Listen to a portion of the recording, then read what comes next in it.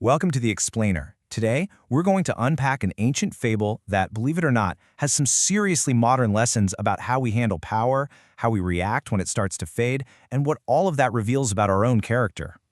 So, let's set the scene. Picture this. The king of beasts, a symbol of absolute authority and strength, is now, well, he's helpless. The story kicks off not at the height of his power, but right at the very end, showing us the raw indignity of his decline. And with the lion on the ground, completely vulnerable, everyone who used to be terrified of him suddenly sees an opportunity. Now, the story never says he was a good king. His reign was likely built on fear, which means all those who were silent and submissive before are now just itching to settle old scores.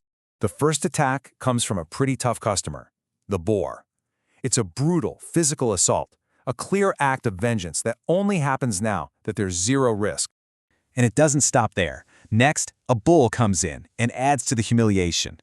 See, this isn't a fight for dominance anymore. It's just a pile-on. It's about trampling a king who can't even lift his head to defend his crown. But it's this final act that really defines the whole story. The attack comes from the weakest, the most contemptible animal of them all. And notice, it's not just a physical kick. It's an insult, a mockery braid right into the dying lion's face. Okay, so that's the story. Pretty brutal, right? But let's dig into what it all really means. What are these characters and their actions actually supposed to represent?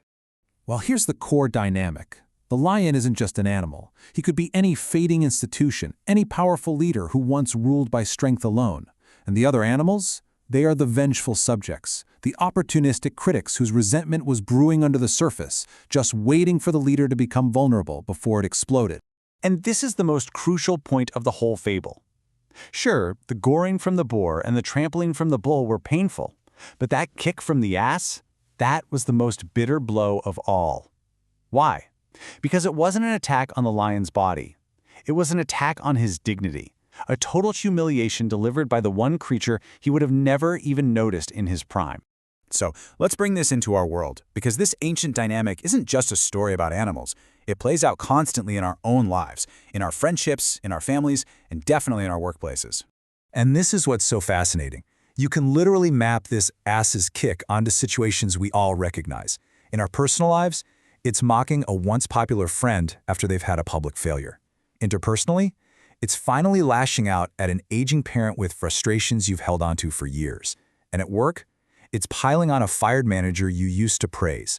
In every single case, the pitfall is exactly the same. That kick you deliver says way more about your own cowardice than it does about their weakness. You know, this fable isn't just about us sitting back and judging the behavior of others. It's meant to be a mirror. It's asking us to take a hard look at our own motivations when we see a lion fall. And this gets to the central, really uncomfortable question the story wants us to ask ourselves. It forces us to examine where that so-called courage really comes from. Is it genuine conviction, or is it just the complete absence of risk? And this pushes us to go even deeper. When we criticize someone who's fallen from grace, are we actually responding to their current failure? Or are we really just settling an old score, finally acting on a fear that we were too timid to face when they were at their peak? So, if kicking the fallen lion is the mark of a weak character, what's the alternative? How do you build a legacy that doesn't just crumble when your physical strength disappears? Well, the story reminds us that any power based on teeth and claws, or in our world, of job title, status, or just youthful energy, is temporary. It's basically a loan, and time will always call that loan due. So this gives us a kind of path forward. It's all about building a different kind of power, a majesty of character. It means being honorable when you're strong, showing compassion for those who have fallen, and building a legacy of respect and fairness that protects your name long after your actual power is gone. And this leaves us with a final, really provocative thought to chew on. The fable shows that, in the end, the only one who truly loses is the one who reveals their own cowardly nature. How we treat the fallen says everything about who we are. So the question isn't just what you do when you have power, but what you do when you see it disappear in someone else.